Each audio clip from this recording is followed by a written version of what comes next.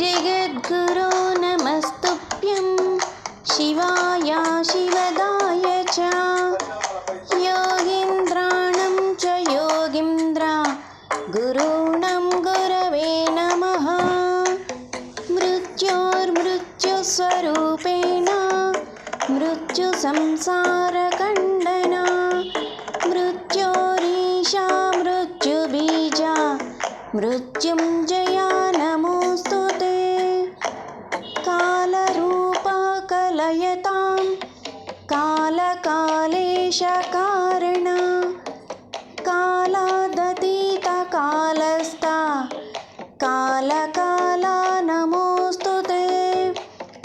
गुणातीता गुणाधारा गुणबीजा गुणात्मका गुणीशा गुणिनां बीजा गुणीनां गुरवे नमः।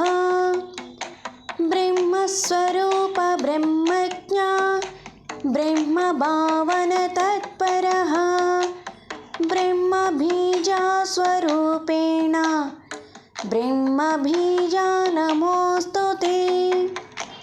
इति स्तुत्वा शिवं नत्वा पुरस्तस्ता मुनीश्वरः दीनवत्साश्रुनेत्रश्च पुलकाञ्चितविग्रहः हसितेनाकृतं स्तोत्रं भक्तियुक्तश्च यः पठेत् वर्षमेकं हविष्यासि शङ्करस्य महात्मनः।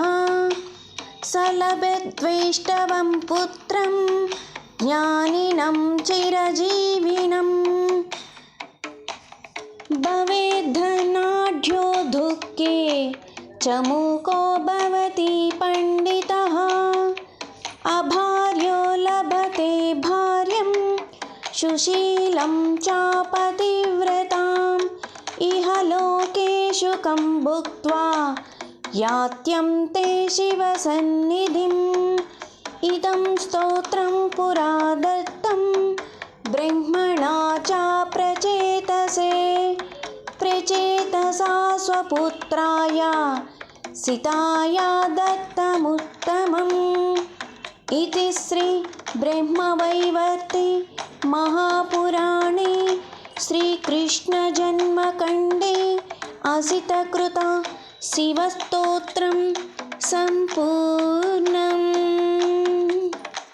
हर हर महादेव शंभो शंकर। ఈ వీడియో కనుక మీకు నచ్చినట్లయితే లైక్ చేయండి, షేర్ చేయండి, సబ్స్క్రైబ్ చేయండి.